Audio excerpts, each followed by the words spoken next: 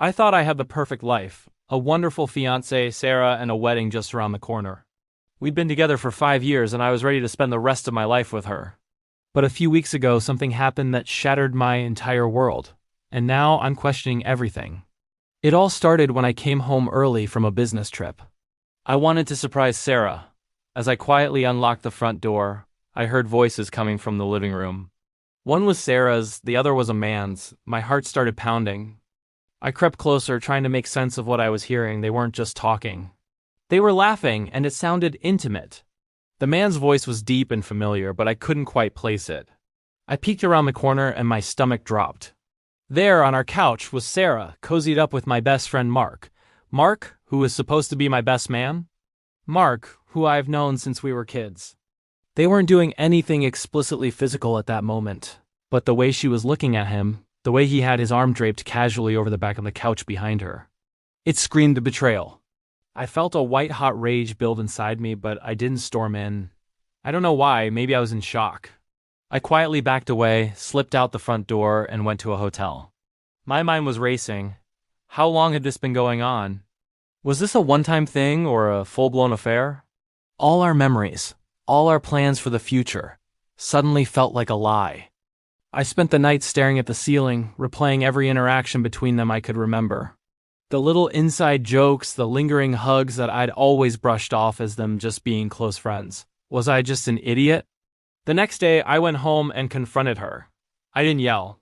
I was eerily calm. I just asked, "What was Mark doing here yesterday?" Sarah's face went pale.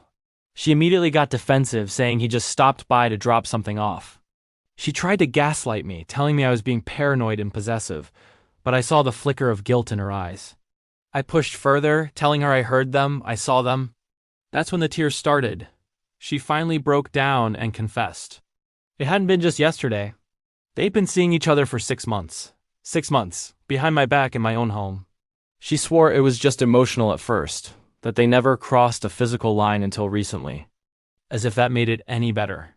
She said she was confused that our relationship had felt stagnant and Mark just understood her. He was there for her when I was busy with work. Every word was like a knife twisting in my gut. She begged for forgiveness, saying it was a huge mistake and that I was the one she truly wanted to marry. I told her to pack her bags and get out. I couldn't even look at her. Then I called Mark. He didn't even have the decency to sound ashamed. He was almost defiant. He said things between him and Sarah just happened. He told me that maybe I should look at my own role in this, that I'd been neglecting her. He had the audacity to lecture me about my own relationship after he just stabbed me in the back. I hung up on him before I said something I'd regret. I blocked both of their numbers. The wedding was, of course, called off. The next few days were a blur of phone calls to vendors, to family, to friends, explaining that the wedding was off. It was humiliating. I didn't give the full story to most people, just said we weren't right for each other. But my parents and my sister knew. They were furious, but incredibly supportive. My sister, in particular, has been my rock through all of this. This is where things get complicated. We had put down a significant amount of money in non-refundable deposits for the wedding. We're talking about the venue, the caterer, the photographer.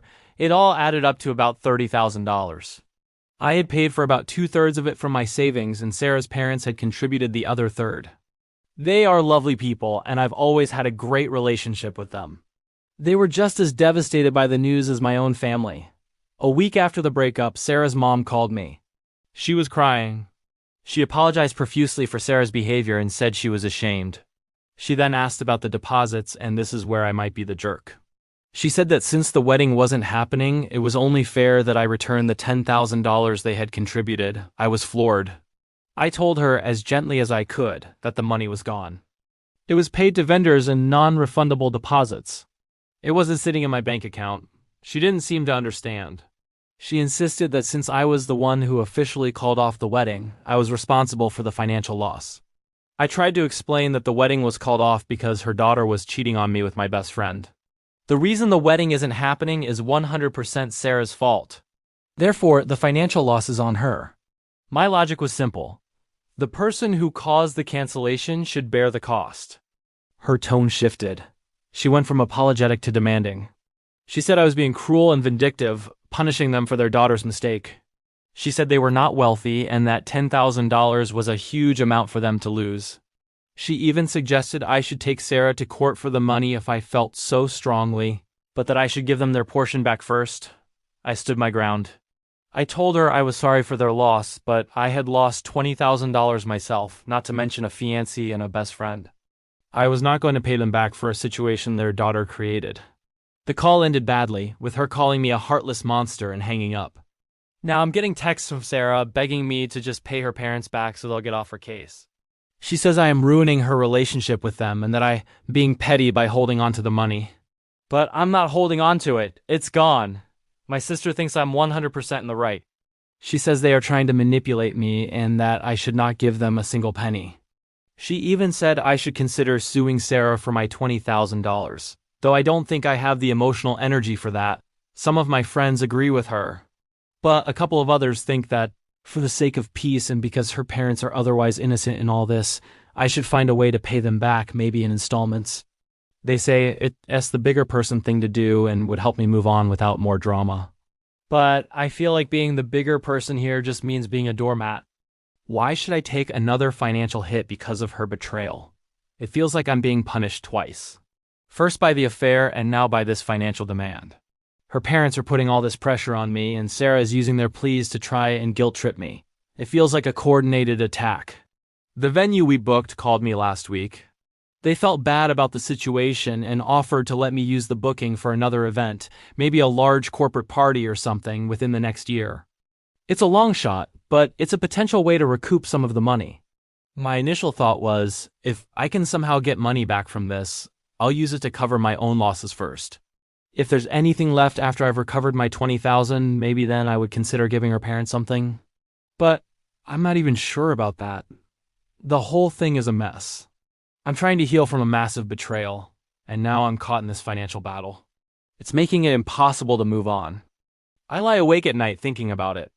On one hand, her parents didn't do anything wrong, and I feel for them. On the other hand, their daughter's actions are the direct cause of this loss for everyone.